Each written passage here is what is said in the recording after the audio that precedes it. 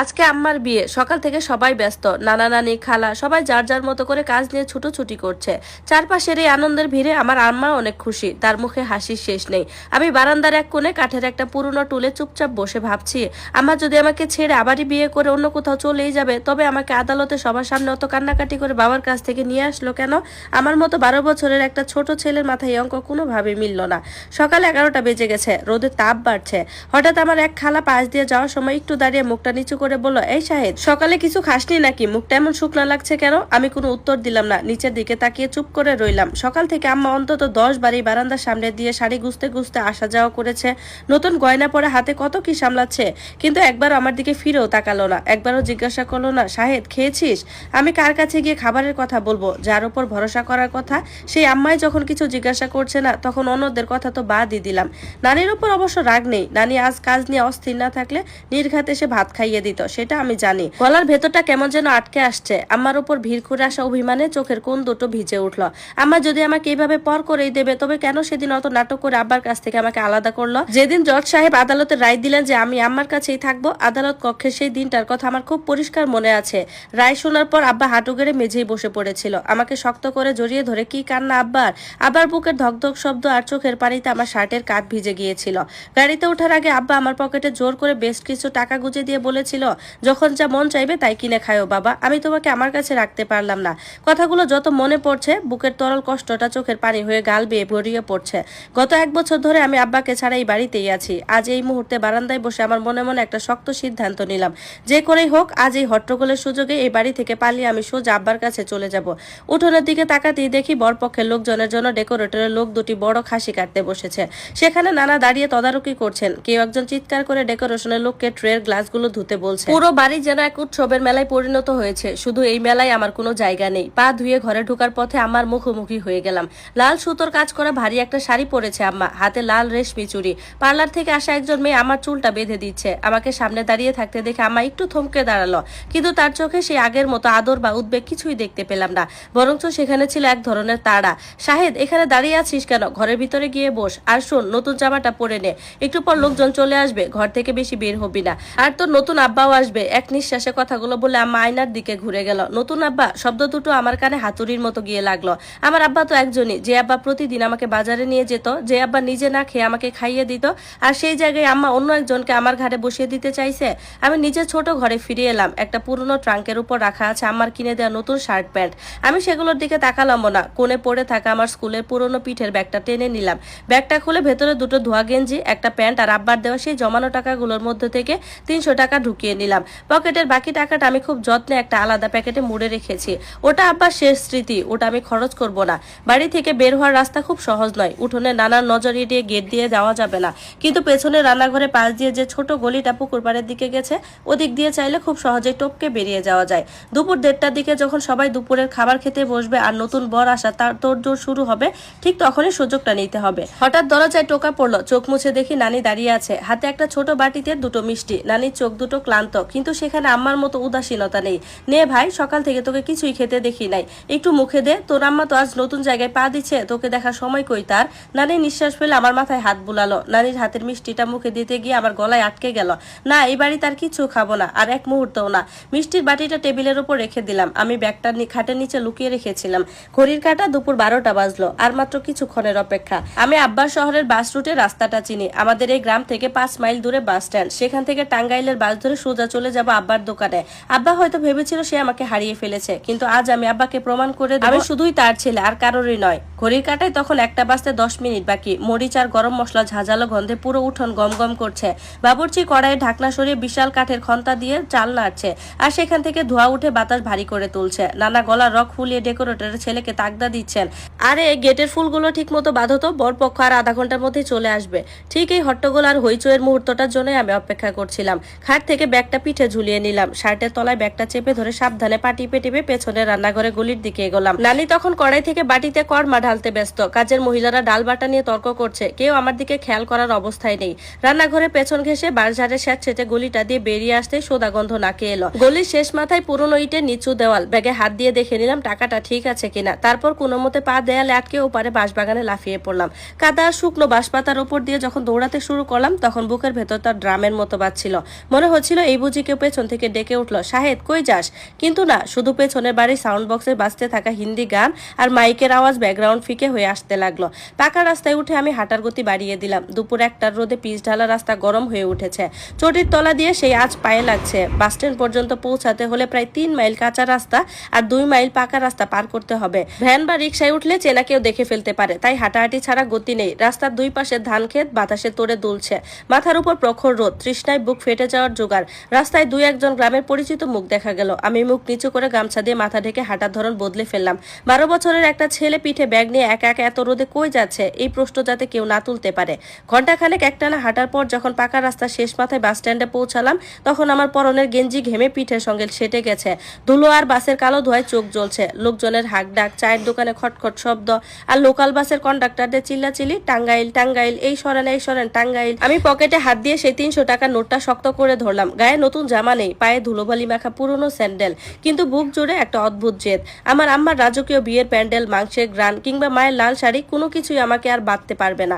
Local বাসটার মাঝামাঝি সারির একটা সিটে জানালায় বসে পড়লাম। কন্ডাক্টর এসে বলল, কোথায় যাবি?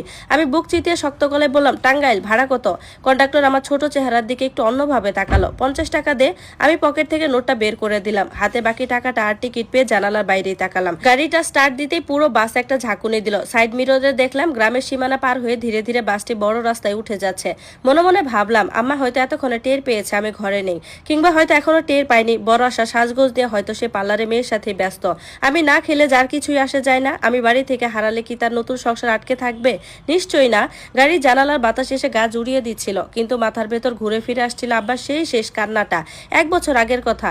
আদালতের বারান্দায় কাঠের বেঞ্চে বসে আমি ছিলাম। মা আর বাবা দুই দিকে দুটো আলাদা টেবিলে উকিলের সাথে কথা বলছিল।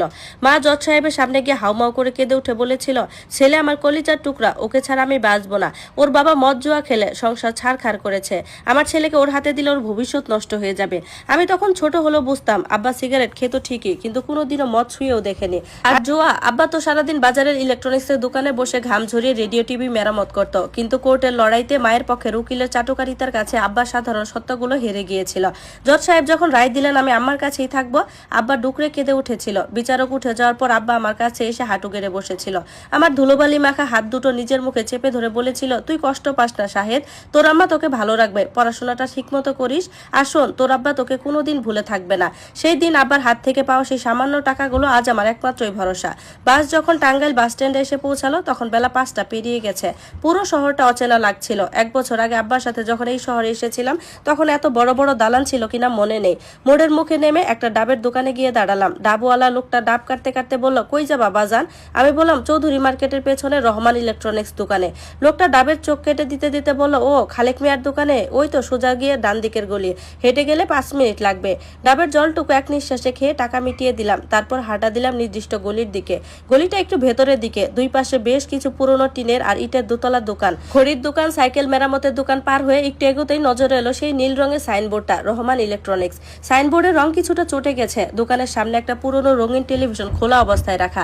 ভেতরে একজন লোক মাথা নিচু করে সোল্ডারিং আয়রন দিয়ে সার্কিট বোর্ডে কাজ করছে। বাতাসে রাং আর রেজিনে পরিচিত ঝাঁঝালো গন্ধ। লোকটা চুলগুলো 1 বছর অনেকটাই পেকে গেছে। গায়ের নীল শার্টটার কালারটা একটু ছেঁড়া, গাল ভাঙা, চোখে মোটা ফ্রেমের চশমা। আমার বুকের ভেতর যেন 1000টা ঢাক একসঙ্গে বেজে উঠলো। চোখ দুটো ঝাপসা হয়ে এলো। আমি দোকানের দরজায় কাঠে টুলে ব্যাগটা নামিয়ে রেখে কাপা কাপা গলায় ডাকলাম, আব্বা। ভেতরে সোল্ডারিং আয়রন ধরা লোকটা এক মুহূর্তের জন্য বাতাসে থমকে গেল। লোকটা কোনো কথা না বলে আস্তে আস্তে মাথা তুললো। চশমাটা নাকের উপর টেনে ধীরে ধীরে ঠিক করে আমার দিকে তাকালো। প্রথম কয়েক সেকেন্ড আব্বা যেন নিজের চোখকেই বিশ্বাস করতে পারছিল না। তারপর হাতের টুলটা মেঝে ফেলে দিয়ে ধরফর করে উঠে দাঁড়ালো। শাহেদ, তুই এখানে? আব্বার গলার আওয়াজ আটকে আসছিল। আমি আর নিজেকে ধরে রাখতে পারলাম না। দৌড়ে গিয়ে আব্বার কোমর জড়িয়ে ধরলাম। 1 বছর ধরে জমে থাকা সব অভিমান, কষ্ট আর আম্মার উপর জমানো রাগ চোখের পানি হয়ে আব্বার ময়লা শার্টে আশ্রয় পড়লো। আব্বা মেঝেতেই হাঁটু গেড়ে বসে আমাকে বুকের মধ্যে আঁকড়ে ধরলো। তার শরীরে সেই পরিচিত ঘামের আর শোল্ডারিং এর গন্ধটা আমাকে জড়িয়ে নিল। তুই একা এত দূর কিভাবে আসলি রে বাবা? তোর আম্মা কই? তোকে কে পাঠালো? আব্বা আমার মুখটা 2 হাতে ধরে ছটফট করতে লাগলো, যেন বিশ্বাসই করতে পারছেন না আমি সত্যি সত্যি তার সামনে দাঁড়িয়ে আছি। আমি কাঁদতে কাঁদতে বললাম, আজ আমার বিয়ে আব্বা, আম্মা আমাকে আর চায় না। আমি আর ওই বাড়িতে ফেরত যাব না। তুমি আমাকে তোমার কাছে রেখে দাও। আমি তোমার দোকানে কাজ করবো, তাও ওই বাড়িতে আর কোনোদিনই ফিরে যাব না। আব্বার হাত দুটো থরথর করে কাঁপতে লাগলো। আমার কথাগুলো শুনে তার চোখের কোণ দিয়ে গড়িয়ে পড়া পানি এসে পড়লো আমার কপালে। শহরের এই ঘিঞ্জি গলির ছোট্ট একটা ইলেকট্রনিক্সের দোকানে তখন দুজন নিঃসঙ্গ মানুষ একে অপরকে শক্ত করে ধরেছিল, যাদের হারিয়ে যাওয়ার মতো আর কিছুই অবশিষ্ট ছিল না। আব্বার বুকের উত্তাপ আর পরিচিত ঘামের গন্ধে আমার সারাদিনের ক্লান্তি আর কষ্টগুলো যেন এক লহমায় ধুয়ে মুছে যাচ্ছিল। কিন্তু আব্বার শরীরটা 1 বছরের মধ্যে ভীষণ শুকিয়ে গেছে। পকেটের চশমাটা বারবার ঠিক করতে করতে আব্বা আমার মাথার চুলে হাত বুলাচ্ছিল। তার হাতের স্পর্শে কেমন যেন একরকম ভীতি আর অনিশ্চয়তা ফুটে উঠছিল। তুই দুপুর থেকে কিছুই খাসনি শাহেদ? আব্বা গলার তুতলামো চেপে রেখে জিজ্ঞাসা করলো। আমি মাথা নেড়ে না বললাম। সকাল থেকে পেটে পানি ছাড়া আর কিছুই পড়েনি। নানির দেওয়া সেই মিষ্টি দুটো টেবিলের উপর রেখে পালিয়ে এসেছি। আব্বা ধরপড় করে উঠে দাঁড়িয়ে দোকানের সামনে কাঠে ঝাপটাটা অর্ধেক নামিয়ে দিল। তারপর আমার হাত ধরে টানতে টানতে পাশের গলির ছোট হোটেলটার দিকে নিয়ে গেল। হোটেলের কাছের আলমারিতে রাখা ঠান্ডা পরোটা খেলাম প্রথমে, তারপর রুই মাছের ঝোল দিয়ে ভাত দিল। আমি যখন গো গ্রাসে গিলছিলাম, আব্বা তখন কাঠের ভাঙা চেয়ারটায় বসে এক দৃষ্টিতে আমার দিকে তাকিয়েছিল।